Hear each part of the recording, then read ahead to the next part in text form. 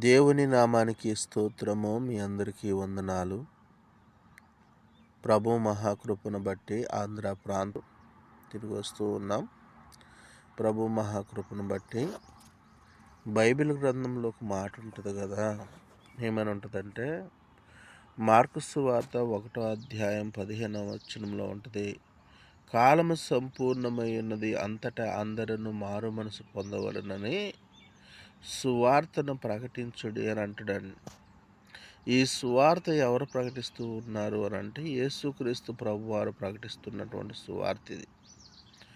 మొట్టమొదటిగా యోహాను భక్తుడు ఆయన మార్గమును సరళను చేశారు. తర్వాత యేసు ప్రభు వారు ఆయన చేత బాప్తిసం తీసుకొని అరణ్యమునకు కొనిపోబడినటువంటి తర్వాత తిరిగి మరలా వచ్చి ప్రియులైనటువంటి దేవుని బిడ్డలారా సువార్తను ప్రకటిస్తూ ఉన్నాడు. అంతటా అందరిని మారు మనసు పొందండి, రక్షణ పొందండి. ఈ లోకంలో మనుషులందరూ పాపంలో పడిపోయి ఉన్నారు, కానీ దేవుడు మన అందరినీ కరుణించగలడు అని చెప్పేసారని సువార్త ప్రకటింపబడుతూ ఉన్నది. మీరందరూ కూడా మారు మనసు పొందండి.